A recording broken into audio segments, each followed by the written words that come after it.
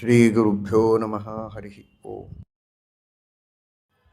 ಬ್ರಹ್ಮರುದ್ರಾದಿವಂದ್ಯಂ ತ್ವಾಂ ಭಜೆ ವೆಂಕಟನಾಯಕಂ.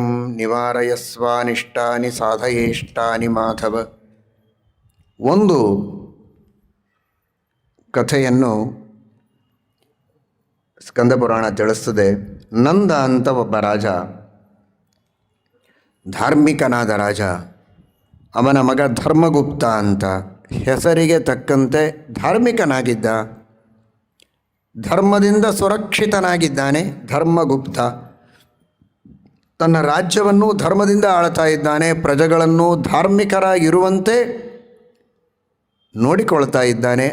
ಅವರು ಧರ್ಮವನ್ನು ಮಾಡುವುದಕ್ಕೆ ಸಹಾಯ ಮಾಡ್ತಾನೆ. ಸಜ್ಜನ. ಒಂದು ಬಾರಿ ಹೀಗೆ ತಾನು ಹೊರಟಾಗ ಒಂದು ಕಾಡಿಗೆ ಬಂದಿದ್ದಾನೆ. ರಾತ್ರಿ ಬಹಳ ಆಗಿದೆ. ಮರಳಿ ರಾಜ್ಯಕ್ಕೆ ಹೋಗುವುದು ಕಷ್ಟ ಅಂತ ಅನಿಸಿದೆ. ರಾತ್ರಿ ಅಲ್ಲಿಯೇ ತಂಗುವ ಅನಿವಾರ್ಯತೆ. ಆದರೆ ಅನೇಕ ಹಿಂಸ್ರ ಪಶುಗಳೆಲ್ಲ ಇರ್ತವೆ. ಭಯ, ಯಾವುದಾದರೂ ಹುಲಿ ಸಿಂಹಗಳು ಬಂದು ತನ್ನನ್ನು ತಿಂದರೆ ಕಷ್ಟ ಅಂತ ದೊಡ್ಡ ಗಿಡವನ್ನು ಏರಿ ಮೇಲೆ ಕುಳಿತಿದ್ದಾನೆ. ಬೆಳಕಾದ ಮೇಲೆ ಕೆಳಗಿಳಿದು ಊರಿಗೆ ತಲುಪಿದರಾಯಿತು ಅಂತ. ಆ ರಾತ್ರಿ ಯಾವ ಪ್ರಾಣಿಗಳೂ ಇಲ್ಲಿ ಬರಲಿಕ್ಕಿಲ್ಲ ಅಂತ ಮೇಲೆ ಕುಳಿತಿದ್ರೆ ಇವನ ಹಣೆ ಬರಹಕ್ಕೆ ಅಲ್ಲಿಯೇ ಒಂದು ಕರಡಿ ಬಂದಿದೆ. ಕರಡಿ ಗಿಡ ಹತ್ತಬಹುದು, ಸುಲಭವಾಗಿ ಗಿಡ ಹತ್ತದೆ. ತನ್ನ ಚೂಪಾದ ಉಗುರುಗಳಿಂದ ಗಿಡವನ್ನು ಹಿಡಿದುಕೊಂಡು ಪಟಪಟ ಅಂತ ಗಿಡವನ್ನು ಹತ್ತುವ ಕಲೆ, ಸಹಜವಾದ ಕಲೆಯನ್ನು ಪರಮಾತ್ಮ ಕೆಲವು ಪ್ರಾಣಿಗಳಿಗೆ ಕೊಟ್ಟಿದ್ದಾನೆ. ಇವನಿಗೆ ಗಾಬರಿ ಆಯಿತು. ಕರಡಿಯೇ ಸಮಾಧಾನ ಹೇಳ್ತಾ ಇದೆ, ಗಾಬರಿ ಆಗಬೇಡ, ನಾನು ನಿನಗೇನು ತೊಂದರೆ ಕೊಡೋದಿಲ್ಲ, ನಿನ್ನ ಪಾಡಿಗೆ ನೀನಿರು, ನನ್ನ ಪಾಡಿಗೆ ನಾನಿರ್ತೀನಿ. ನಾನಿಲ್ಲಿ ಬಂದದ್ದಕ್ಕೆ ಕಾರಣ, ಕೆಳಗಡೆಗೆ ಒಂದು ಘೋರವಾದ ಸಿಂಹ ನನ್ನನ್ನು ಅಟ್ಟಿಸಿಕೊಂಡು ಬಂತು. ಆ ಸಿಂಹದ ಭಯವನ್ನು ತಪ್ಪಿಸಿಕೊಳ್ಳುವುದಕ್ಕೆ ನಾನು ಗಿಡ ಹತ್ತಿ ಕುಳಿತಿದ್ದೆ. ಆ ಸಿಂಹ ಮೇಲೆ ಹತ್ತೋ ಹಾಗಿಲ್ಲ. ಇಲ್ಲಿ ನಾನು ಯಾವುದೇ ಭಯ ಇಲ್ಲದೆ ಇರಬಹುದು. ಸ್ವಲ್ಪ ಹೊತ್ತಾದ ಮೇಲೆ ಸಿಂಹ ಆಚೆಗೆ ಹೋದ ಮೇಲೆ ನಾನು ಹೋಗ್ತೇನೆ, ನಿನಗೇನೂ ತೊಂದರೆ ಕೊಡೋದಿಲ್ಲ. ಇನ್ನು ನಿನಗೆ ನಿದ್ರೆ ಬಂದಿದ್ದರೆ ನೀನು ಮಲಗು, ನಾನು ನಿನ್ನನ್ನು ರಕ್ಷಣೆ ಮಾಡ್ತೇನೆ. ಆಮೇಲೆ ನಾನು ಮಲಗ್ತೇನೆ, ನೀನು ನನ್ನ ರಕ್ಷಣೆ ಮಾಡು ಅಂತ ಹೇಳಿದೆ. ಆಯಿತು ಅಂದ ಧರ್ಮಗುಪ್ತ. ನೋಡಿದರೆ ಧಾರ್ಮಿಕ ಅವನು. ಆದರೂ ಏನೋ ಒಂದು ರೀತಿ ಆ ಸಂದರ್ಭದಲ್ಲಿ ಅವನಿಗೆ ಪ್ರಾರಬ್ಧ ಕರ್ಮವಶಾತ್ ತಪ್ಪು ಭಾವನೆ, ದುರಾಲೋಚನೆಗಳೆಲ್ಲ ಬಂದಿವೆ ಮುಂದೆ. ಮೊದಲು ಒಪ್ಪಿಕೊಂಡ. ಇವನು ಮಲಗಿದ್ದಾನೆ, ಕರಡಿ ರಕ್ಷಣೆ ಮಾಡ್ತಾ ಇದೆ, ಕೆಳಗಿನಿಂದ ಸಿಂಹ ಒದರುತ್ತದೆ. ನೀನು ಸುರಕ್ಷಿತವಾಗಿರು, ಬೇಡ ಅಂತಿಲ್ಲ. ಅವನು ಹೇಗಿದ್ದರೂ ಮಲಗಿದ್ದಾನಲ್ಲ, ಅವನನ್ನು ಕೆಳಗೆ ತಳ್ಳಿಬಿಟ್ರೆ ನಾನು ತಿಂದು ಹೋಗಿಬಿಡ್ತೇನೆ. ನೀನು ಸುಖವಾಗಿರ್ಬೋದು, ನೀನು ಬೇಡವೇ ಬೇಡ ನನಗೆ. ನಿನ್ನ ಮಾಂಸ ಬೇಡ, ಅವನ ಮಾಂಸ ಸಾಕು. ನೀನು ಸುಖವಾಗಿ ಬದುಕ್ಬೋದು. ನಾನಿರೋ ಅಷ್ಟು ಹೊತ್ತು ನಿನಗೆ ಭಯ. ಆ ಮನುಷ್ಯನನ್ನು ಕೆಳಗೆ ಹಾಕಿದರೆ ಮನುಷ್ಯನ ಮಾಂಸವನ್ನು ತಿಂದು ನಾನು ತೃಪ್ತನಾಗಿ ಹೋಗಿಬಿಡ್ತೇನೆ, ನೀನು ಸುಖವಾಗಿರು ಅಂತ ಸಿಂಹ ಇದಕ್ಕೆ ಚಾಯ್ಸ್ ಕೊಡುತ್ತೆ. ಧರ್ಮಗುಪ್ತ ಮಲಗಿದ್ದಾನೆ. ಆ ಕರಡಿ ಹೇಳುತ್ತೆ, ಸರ್ವಥಾ ನಾನು ಅವನನ್ನು ಕೆಳಗೆ ಬೀಳಿಸೋದಿಲ್ಲ, ನನ್ನ ಮೇಲೆ ನಂಬಿಕೆ ಇಟ್ಟು ಮಲಗಿದ್ದಾನೆ, ನಾನು ಅವನನ್ನು ನಿನ್ನ ಬಾಯಿಗೆ ತುತ್ತು ಮಾಡುವುದಕ್ಕೆ ಹೇಗೆ ಸಾಧ್ಯ? ವಿಶ್ವಾಸಘಾತಿನಾಂ ಲೋಕೆ ಮಹಾಕಷ್ಟಂ ಭವತ್ಯಹೋ ನಹಿ ಮಿತ್ರದ್ರುಹಾಂ ಪಾಪಂ ನಶ್ಯೇತ್ ಯಜ್ಞಾಯುತೈರಪಿ ಬ್ರಹ್ಮಹತ್ಯಾದಿ ಪಾಪಾನಾಂ ಕಥಂಚಿನ್ ನಿಷ್ಕೃತಿರ್ಭವೇತ್ ವಿಶ್ವಾಸಘಾತಿನಾಂ ಪಾಪಂ ನಶ್ಯೇತ್ ಜನ್ಮ ಕೋಟಿಭಿ. ಬೇಕಾದಷ್ಟು ಪಾಪಗಳನ್ನು ಮಾಡಿದರೂ ಪರಿಹಾರಕ್ಕೆ ಪ್ರಾಯಶ್ಚಿತ್ತ ಅಂತ ಇದೆ, ವಿಶ್ವಾಸ ದ್ರೋಹಕ್ಕೆ ಪ್ರಾಯಶ್ಚಿತ್ತ ಇಲ್ಲ. ನಮ್ಮ ಮೇಲೆ ಅಷ್ಟು ವಿಶ್ವಾಸ ಇಟ್ಟು ಮಲಗಿದ್ದಾನೆ, ಅವನನ್ನು ನಾನು ಕೆಳಗೆ ಹಾಕುವುದಿಲ್ಲ ಅಂತ ಸಿಂಹ ಹೇಳುತ್ತೆ. ಸರಿ, ಸಿಂಹ ಏನು ಮಾಡಬೇಕು? ಸುಮ್ಮನೆ ಇತ್ತು. ಕರಡಿ ಈ ರೀತಿ ಹೇಳಿದ್ದಕ್ಕೆ ಸಿಂಹ ಸುಮ್ಮನೆ ಇದೆ. ಅಂದರೆ ಒಂದು ಕರಡಿ ಆದರೂ ಅದಕ್ಕೆ ಎಂತಹ ವಿವೇಕ ಇದೆ ನೋಡಿ. ವಿಶ್ವಾಸ ದ್ರೋಹ ಮಾಡಬಾರದು, ವಿಶ್ವಾಸಘಾತ ಮಾಡಬಾರದು, ಕೊಟ್ಟ ಮಾತಿಗೆ ವಿರುದ್ಧವಾಗಿ ನಡೆಯಬಾರದು ಅನ್ನುವ ನಿಷ್ಠೆ, ಸತ್ಯನಿಷ್ಠೆ. ವಿಶ್ವಾಸದ್ರೋಹ ಮಾಡಬಾರದು ಅನ್ನುವ ಒಂದು ದೀಕ್ಷೆ. ಸ್ವಲ್ಪ ಹೊತ್ತಾಯಿತು, ಇವನಿಗೆ ಎಚ್ಚರ ಆಯಿತು. ನಾನಿನ್ನು ಮಲಗ್ತೇನೆ, ನೀನು ನನ್ನ ರಕ್ಷಣೆ ಮಾಡು ಅಂತ ಕರಡಿ ಹೇಳಿದೆ. ಸರಿ ಅಂತ ಒಪ್ಪಿಕೊಂಡ. ಕರಡಿ ಮಲಗಿದೆ, ಇವನು ಎಚ್ಚರ ಇದ್ದಾನೆ. ಮತ್ತೆ ಸಿಂಹ ಮನುಷ್ಯನಿಗೆ ಚಾಯ್ಸ್ ಕೊಡುತ್ತೆ, ನೀನು ಚೆನ್ನಾಗಿರು, ಆ ಕರಡಿಯನ್ನು ಕೆಳಗೆ ತಳ್ಳಿಬಿಟ್ರೆ ಅದನ್ನು ತಿಂದು ನಾನು ಹೋಗಿಬಿಡ್ತೇನೆ, ನೀನು ಆರಾಮಾಗಿರಬಹುದು ಅಂತ. ನೋಡಿ, ಧರ್ಮಗುಪ್ತ ನೋಡಿದರೆ ಧರ್ಮಗುಪ್ತ ಅವನು. ಆದರೆ ಅದು ಎಲ್ಲಿಂದ ಅಧರ್ಮ ಅವನ ತಲೆಯಲ್ಲಿ ಬಂತೋ ಗೊತ್ತಿಲ್ಲ. ಹಿಂದೆ ಮುಂದೆ ವಿಚಾರನೂ ಮಾಡಲಿಲ್ಲ, ಸ್ವಲ್ಪ ಆಲೋಚನೆ ಮಾಡಿ ಆದರೂ ಮಾಡಬೇಕು, ಅದೂ ಇಲ್ಲ. ಕೂಡಲೇ ಆ ಕರಡಿಯನ್ನು ತಳ್ಳಿಬಿಟ್ಟಿದ್ದಾನೆ ಕೆಳಗೆ.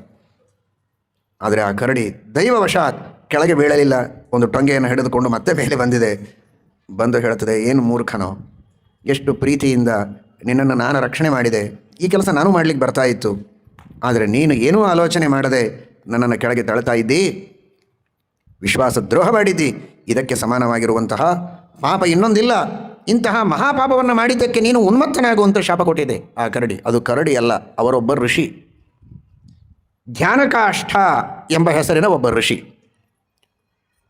ಋಷಿ ಅಂತ ಕುಳಿತರೆ 4 ಜನ ಬಂದು ಮತ್ತೆ ಮಾತನಾಡಿಸ್ತಾರೆ, ತಲೆ ಕೆಡಿಸ್ತಾರೆ, ಹರಟೆ ಹೊಡಿತಾರೆ ಅಂತ ತನ್ನ ಏಕಾಗ್ರತೆಗೆ ಭಂಗ ಬರಬಾರದು ಅಂತ ವೇಷ ಬದಲಾಯಿಸಿ ತಪಸ್ಸು ಮಾಡುವ ಒಬ್ಬ ಋಷಿ. ಧ್ಯಾನದ ಕಾಷ್ಠ ಮುಟ್ಟಿದ ಧ್ಯಾನಕಾಷ್ಠ ಎಂಬ ಹೆಸರಿನ ಒಬ್ಬ ಋಷಿ. ನಾನೊಬ್ಬ ಋಷಿ, ಕರಡಿಯ ವೇಷದಲ್ಲಿ ಬಂದು ಕುಳಿತು ಧ್ಯಾನವನ್ನು ಮಾಡ್ತಾ ಇದ್ದವ ಅನ್ನೋದಕ್ಕೆ ಇಷ್ಟೆಲ್ಲ ತತ್ವಜ್ಞಾನ ಅವರಿಗಿತ್ತು. ಆದರೆ ನೀನು ಮಾತ್ರ ಒಬ್ಬ ರಾಜನಾಗಿ, ದೇಶದ ರಾಜನಾಗಿ ಹೇಗಿರಬೇಕು, ಯಾವ ರೀತಿ ಪ್ರಜೆಗಳನ್ನು ರಕ್ಷಣೆ ಮಾಡಬೇಕು, ನಂಬಿದ ಪ್ರಜೆಗಳಿಗೆ ಯಸ್ಯಾಂಕೆ ಶಿರ ಆದಾಯ ಸುಖಂ ಸ್ವಬಿತಿ ನಿರ್ವೃತಃ, ಯಾವ ತರಹದ ಚಿಂತೆ ಇಲ್ಲದೆ ತೊಡೆಯ ಮೇಲೆ ತಲೆ ಇಟ್ಟು ಮಲಗಿದಾಗ ಅಂಥವರನ್ನು ಹಿಡಿದು ತಳ್ಳಿದರೆ ಎಂತಹ ದ್ರೋಹ. ಎಂದಿಗೂ ವಿಶ್ವಾಸಘಾತ ಮಾಡಬಾರದು. ಅಂತಹ ಪಾಪವನ್ನು ನೀನು ಮಾಡಿದ್ದಿ, ಆದ್ದರಿಂದ ನೀನು ಉನ್ಮತ್ತನಾಗಿ ಹುಚ್ಚನಾಗಿ ಹೋಗುವಂಥ ಶಾಪ ಕೊಟ್ಟಿದ್ದಾರೆ ಧ್ಯಾನಕಾಷ್ಠ ಋಷಿಗಳು. ಅಷ್ಟಕ್ಕೆ ಸುಮ್ಮನೆ ಬಿಡಲಿಲ್ಲ. ಕೆಳಗಿರುವ ಸಿಂಹವನ್ನು ಕುರಿತು ಆ ಋಷಿಗಳು ಒದರಿ ಹೇಳ್ತಾರೆ, ಏ ಸಿಂಹ, ನೀನು ಸಿಂಹ ಅಲ್ಲ, ಸಿಂಹ ಅಲ್ಲ, ನೀನು ಒಬ್ಬ ಯಕ್ಷ. ಭದ್ರ ಅಂತ ನಿನ್ನ ಹೆಸರು, ಕುಬೇರನ ಅನುಚರ ನೀನು. ಒಂದು ಸಂದರ್ಭದಲ್ಲಿ ಗೌತಮ ಋಷಿಗಳ ಆಶ್ರಮದಲ್ಲಿ ಒಳಗೆ ಗೌತಮರು ತಪಸ್ಸು ಮಾಡ್ತಾ ಇರುವಾಗ ನೀನು ಹೊರಗೆ ನಿನ್ನ ಸ್ತ್ರೀಯರ ಜೊತೆಗೆ ವಿಹಾರ ಮಾಡ್ತಾ ಇದ್ದಿ. ಒಬ್ಬ ಋಷಿಗಳ ಆಶ್ರಮದಲ್ಲಿ ಅಸಭ್ಯವಾಗಿ ವರ್ತನೆಯನ್ನು ನೀನು ಮಾಡ್ತಾ ಇದ್ದಿ.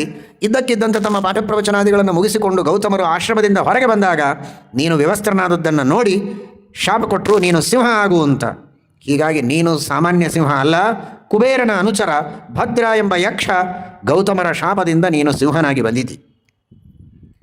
ಅಂತಹ ಒಬ್ಬ ದೊಡ್ಡ ಯಕ್ಷನಾದ ನೀನು, ಕುಬೇರನಂತಹ ಪರಮಧಾರ್ಮಿಕನಾದ ದೇವತೆಯ ಅನುಚರನಾದ ನೀನು ಇಂತಹ ಅಧಾರ್ಮಿಕ ಕಾರ್ಯವನ್ನು ಮಾಡಬೇಡ, ಹಿಂಸಾಕೃತ್ಯವನ್ನು ಮಾಡಬೇಡ, ಹೋಗು, ನಿನ್ನ ಸ್ಥಾನಕ್ಕೆ ನೀನು ಹೋಗು ಅಂತ ಧ್ಯಾನಕಾಷ್ಠ ಋಷಿಗಳು ಹೇಳಿದರೆ ಕೂಡಲೇ ಅವನಿಗೆ ಆ ಸಿಂಹ ಜನ್ಮದಿಂದ ಮುಕ್ತಿಯಾಗಿ ಉತ್ತಮ ಯಕ್ಷರೂಪವನ್ನು ತೆಗೆದುಕೊಂಡು ಬಂದ ವಿಮಾನದಲ್ಲಿ ಧ್ಯಾನಕಾಷ್ಠರಿಗೆ ನಮಸ್ಕಾರ ಮಾಡಿ ವಿಮಾನದಲ್ಲೇ ಕುಳಿತು ಕುಬೇರನ ಪಟ್ಟಣಕ್ಕೆ ಅಲಕಾಪುರಿಯನ್ನು ಕುರಿತು ಹೋಗ್ತಾನೆ ಆ ಸಿಂಹ. ಅವನಂತಾನೆ, ನನಗೆ ಗೌತಮರು ಶಾಪ ಕೊಡುವಾಗ ನಿಮ್ಮ ಹೆಸರು ಹೇಳಿದ್ರು ಅಂತ. ಅವರಂಥ ಜ್ಞಾನಿಗಳು ಗೌತಮರು. ಮುಂದೆ ಧ್ಯಾನಕಾಷ್ಠ ಎಂಬ ಋಷಿಗಳ ಜೊತೆಗೆ ನಿನಗೆ ಸಂವಾದ ಆಗತ್ತೆ, ಆ ದೊಡ್ಡವರ ಜೊತೆಗೆ ಮಾತನಾಡೋದರಿಂದಲೇ ನಿನಗೆ ಮುಕ್ತಿ ಆಗ್ತದೆ ಅಂತ ಒಂದು ಮಾತು ಷಷ್ಠಸ್ಕಂದ ಭಾಗವತದಲ್ಲಿ ಬರ್ತದೆ. ತೇಮೇನ ದಂಡಮರ್ಹಂತ್ಯಥಯದ್ಯಮೀಶಾಂ ಸ್ಯಾತ್ಪಾತಕಂ ತದಪಿ ಹಂತ್ಯುರುಗಾಯ ಬಾಧಃ. ಯಾರು ಭಗವಂತನ ಸೇವೆಯನ್ನು ಮಾಡ್ತಾರೆ, ಭಗವಂತನ ನಾಮಕೀರ್ತನಾದಿಗಳನ್ನು ಮಾಡ್ತಾರೆ, ಅಂಥವರು ಪಾಪಗಳನ್ನು ಮಾಡುವುದಿಲ್ಲ. ಮಾಡಿದರೂ ಕೂಡ ಉರುಗಾಯವಾದ, ಉರುಗಾಯ ಅಂದರೆ ಪರಮಾತ್ಮ, ಭಗವಂತನ ಮಹಿಮೆಯನ್ನು ಕೊಂಡಾಡಿದರೆ ಅವರ ಪಾಪಗಳ ಪರಿಹಾರ ಆಗ್ತದೆ ಅಂತ ಸತ್ಯಧರ್ಮರು ಇನ್ನೊಂದು ಅರ್ಥ ಬರೀತಾರೆ. ಉರುಗಾಯ ಅಂದರೆ ದೇವರು, ಉರುಗಾಯ ಅಂದರೆ ಜ್ಞಾನಿಗಳು. ಉರು ಸರ್ವೋತ್ತಮನಾದ ಪರಮಾತ್ಮನನ್ನು ಗಾನ ಮಾಡುವ ಉರುಗಾಯರು ಜ್ಞಾನಿಗಳೇನಿದ್ದಾರೆ, ಭಗವದ್ಭಕ್ತರು, ದಾಸರು, ಜ್ಞಾನಿಗಳು.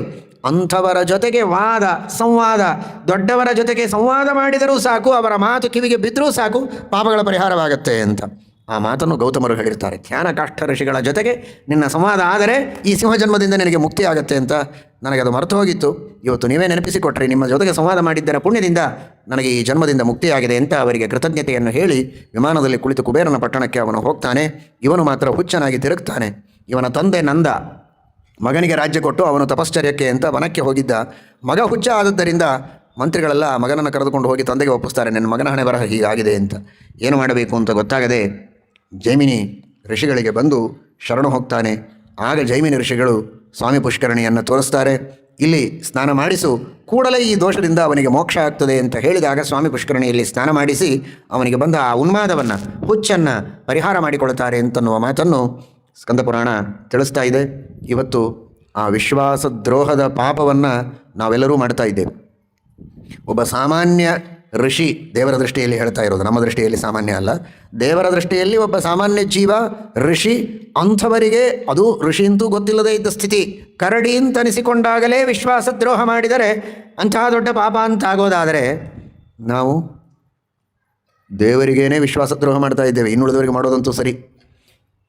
ದೇವರಿಗೆ ವಚನ ಕೊಟ್ಟು ಸತ್ಯದಿಂದ ಜೀವನವನ್ನು ಮಾಡ್ತೇವೆ, ಧರ್ಮದಿಂದ ಜೀವನ ಮಾಡ್ತೇವೆ ಅಂತ ದೇವರಿಗೇ ವಚನ ಕೊಟ್ಟು ಪ್ರತಿಜ್ಞೆಯನ್ನು ಮಾಡಿ ಆ ಪ್ರತಿಜ್ಞೆಯ ಭಂಗ ಮಾಡ್ತೇವೆ, ವಿಶ್ವಾಸ ದ್ರೋಹ ಮಾಡ್ತೇವೆ. ಅದಕ್ಕೆ ಸಮಾನವಾದ ಪಾಪ ಇನ್ಯಾವುದು? ಅಂತಹ ಪಾಪಗಳಿಂದ ನಮ್ಮನ್ನು ನಾವು ಪರಿಹಾರ ಮಾಡಿಕೊಂಡು ಉದ್ಧಾರ ಮಾಡಿಕೊಳ್ಳಬೇಕಾದರೆ ಆ ಭಗವಂತನ ವಿಶೇಷವಾದಂತಹ ಪಾರಮ್ಯವನ್ನು ತಿಳಿದು ಭಕ್ತಿಯಿಂದ ಅವನ ಸ್ಮರಣೆಯನ್ನು ಮಾಡುತ್ತಾ ಅಂತಹ ತೀರ್ಥಕ್ಷೇತ್ರಗಳ ಸಂದರ್ಶನ ಸ್ನಾನಾದಿಗಳನ್ನು ಮಾಡಿ ಇದೀಗ ತಿಳಿಸಿದಂತೆ ನಿತ್ಯವೂ ಮನೆಯಲ್ಲಿ ಆ ಅನುಸಂಧಾನದಿಂದ ಸ್ನಾನಾದಿಗಳನ್ನು ಪ್ರಾಯಶ್ಚಿತ್ತಗಳನ್ನು ಮಾಡಿಕೊಂಡು ಪಾಪಗಳನ್ನು ಕಳೆದುಕೊಳ್ಳುವ ಪ್ರಯತ್ನವನ್ನು ಮಾಡಬೇಕು. ಇಲ್ಲದಿದ್ದರೆ ಪಾಪಗಳ ಬೆಟ್ಟ ಬೆಳೀತಾ ಇರ್ತದೆ. ಪ್ರಾಯಶ್ಚಿತ್ತಗಳು ಇಲ್ಲ ಅಂತಾಗಬಾರದು. ಪಾಪಗಳ ಜೊತೆಗೆ ಪ್ರಾಯಶ್ಚಿತ್ತಗಳು ನಡೀತಾ ಇದ್ದರೆ ಆ ಪಾಪಗಳ ಪರಿಹಾರವಾಗುವುದಕ್ಕೆ ಸಾಧ್ಯ ಇದೆ ಎನ್ನುವುದನ್ನು ಸ್ಕಂದಪುರಾಣ ನಮಗೆ ತಿಳಿಸ್ತಾ ಇದೆ. ವಿಶ್ವಾಸದ್ರೋಹ ಮಾಡದಂತೆ ಕೃತಜ್ಞತೆಯಿಂದ ವಿಶ್ವಾಸವನ್ನು ಚೆನ್ನಾಗಿ ಪಾಲನೆ ಮಾಡ್ತಾ ಧರ್ಮದಿಂದ ಜೀವನವನ್ನು ಮಾಡಬೇಕು ಎಂಬ ಸಂದೇಶವನ್ನು ಸ್ಕಂದಪುರಾಣ ಅಂತರ್ಗತ ವೆಂಕಟಾಚಲ ಮಹಾತ್ಮೆ ನಮಗೆ ತಿಳಿಸಿಕೊಡ್ತಾ ಇದೆ. ಹರಯೇ ನಮಃ. ಶ್ರೀಕೃಷ್ಣಾರ್ಪಣಮಸ್ತು.